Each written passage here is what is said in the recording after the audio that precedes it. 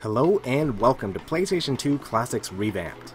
In this first installment, I'm taking a look at one of my favorite games for the PS2 by far. This is Katamari Damacy. Released by Namco in 2004, this is one of the strangest yet one of the greatest games I have ever played. Katamari is a game title where you just do some absurd things and it's a whole lot of fun. The series has spawned many sequels across a wide array of platforms these days, but the original game is just as fun and just as charming as it has always been. The original concept for the game was based around a student project idea based around a Namco-sponsored technical school which taught video game programming. The game was developed for a mere $1 million, which is about a tenth of the cost for most console games, especially these days. So this game is just pretty amazing. Let's get into it and play some of this amazing original game.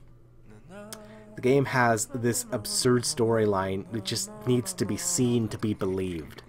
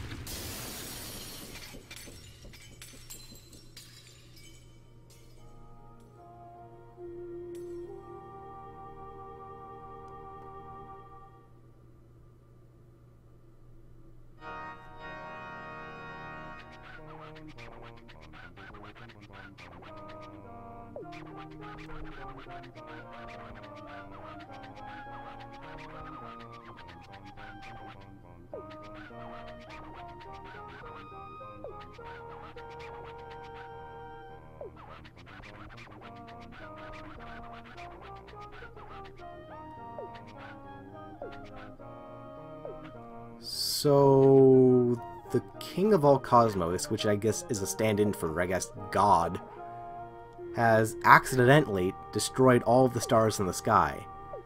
So he's going to task his son, the Prince of all Cosmos, to go down to Earth, roll up things into a ball, and then the King of all Cosmos is going to turn the balls, this clumps of stuff, into the new stars. That is the premise of this game. Seriously.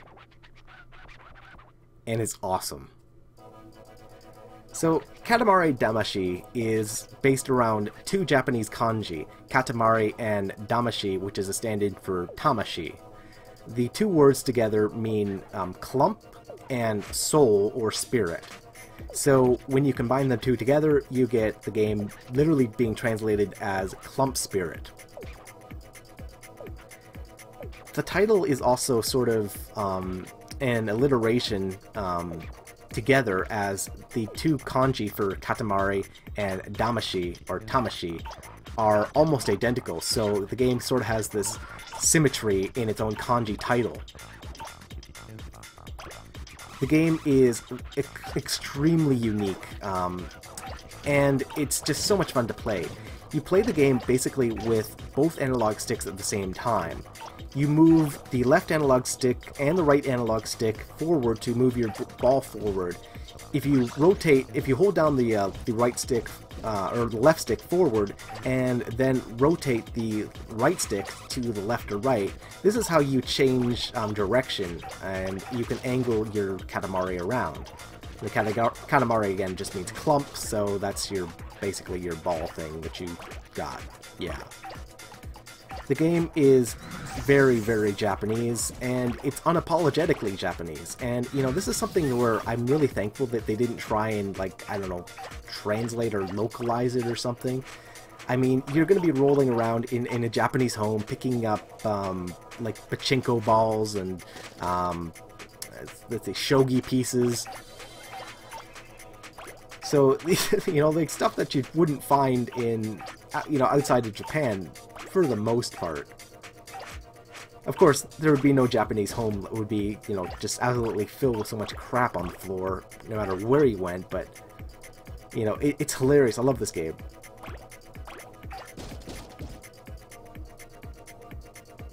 So the idea of the game is that the more things that you collect with the Katamari, the bigger the Katamari will become, and the bigger it will be able to pick, or the more it will be able to pick up bigger and bigger objects. Eventually, the scale of the game will get so totally ridiculous that you'll be able to pick up, people, cars, entire buildings, and eventually at the end of the game, you'll be able to pick up like entire continents. The game is just nuts.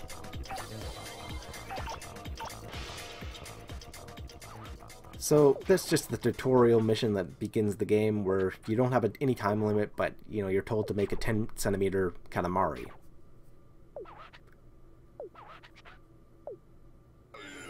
I love that.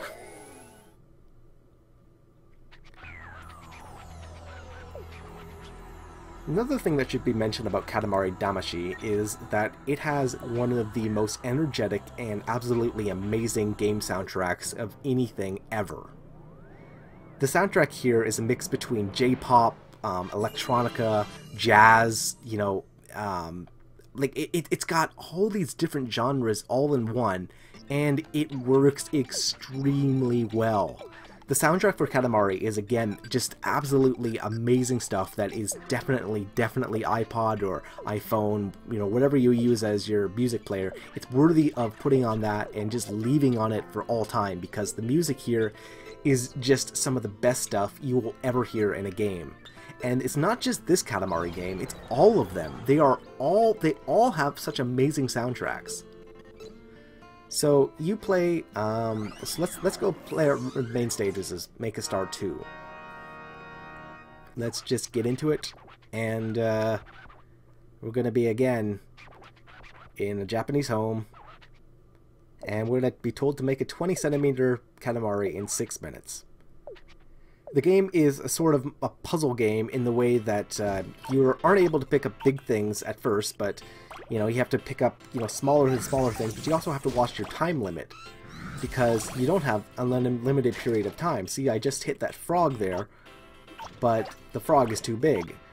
These nail polish, or the bottles of nail polish, are also too big. So right now I just gotta pick up what I can.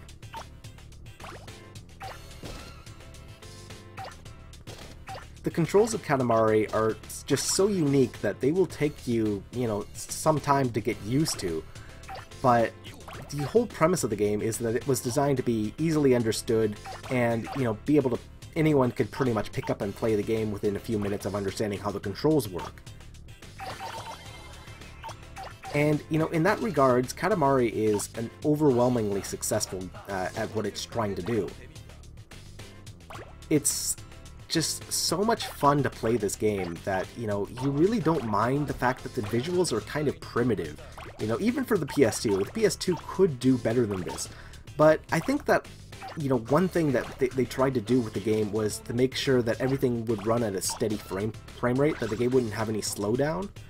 And the way they achieve this is, I guess, by keeping objects just as simple shapes and, simple textures, and making them generally not as amazing as what they probably could if they were, high resolution, but they wouldn't be able to have as much action on the screen without giving slowdown, because the PS2 doesn't exactly have the most horsepower, especially, even compared with like the GameCube or the Xbox.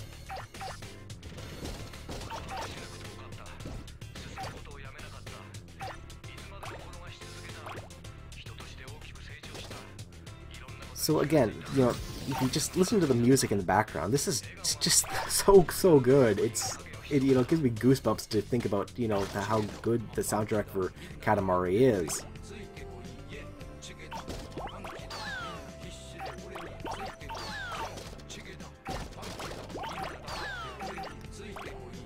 So the more things that you roll up, the bigger your Katamari will become, and the more difficult it will be to get into small spaces.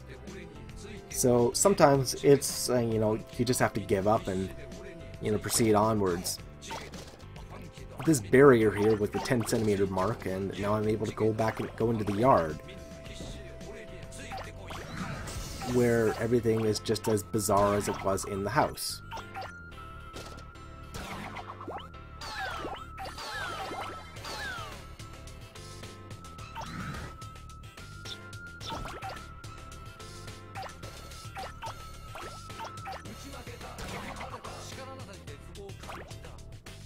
Katamari Damacy is, in my opinion, a game that is just as fun to watch as it is actually to play. So, you know, even when I'm not playing the game, you know, when one of my friends is or something, you know, I really do enjoy, you know, just looking at this game because it's just so bizarre and it's awesome.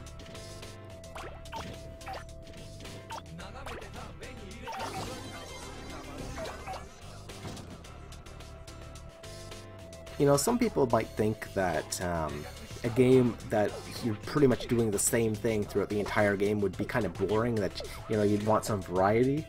And, you know, Katamari does sort of address this by having you perform different tasks, such as some stars will ask you to, you know, to only collect one of a certain thing, so you have to avoid, you know, collecting other things. Or, you know, some missions will be, you know, like finding a specific item in, or a specific thing to roll up in a sea of other things. But you know what? This is the type of game that, you know, I think is best played in short bursts. It's a game where I think that if you enjoy playing it, maybe for like one star or one mission, you know, a day or something, and then you play the game, you know, maybe a few times a week, you really get a lot of longevity out of it, especially because the game just has so much replay value, because, you know, you can always retry your stages again after you've learned where things are, and, you know, try and make an even bigger Katamari, and you know, get a better score, because that's really what the game is all about. It's, you know, it's a classic arcade style game where the main goal of the game is, you know, to get a bigger score than your opponents, or get a bigger score than your friends.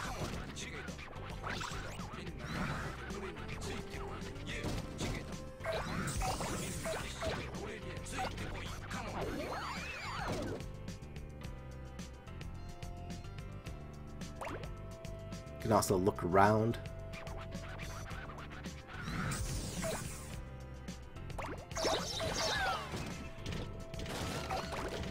My goal here was just to make a 20 centimeter Katamari, which I've already exceeded by another 10 centimeters. But early in the game, you know, they didn't want to make the game too difficult, so they give you like really lenient rules where, you know, you can learn how to play the game. You know, you don't have to worry about the game being too difficult. The first game kind of suffers sometimes with its camera angle being, you know, blocked behind certain things. You can't see what you're doing.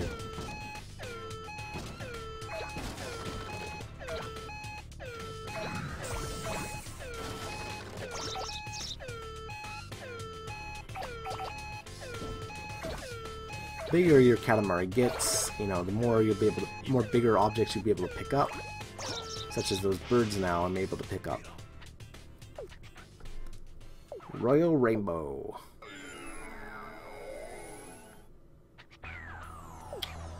Well, anyway, guys, thanks for watching. I know I've talked about this game before, but again, Katamari is just so good. You know, I gotta talk about it whenever I can. So now that the series is in HD, or as close to HD as the PS2 can do, you know, I wanted to talk about this game first. So once again, guys, you know, thanks for watching. Please hit the like button, and I'll see you guys next time. Ooh, this is awesome. Come along, it's time to go. Okay. This just in. The stars have suddenly vanished from the sky. The cause is being investigated. See ya.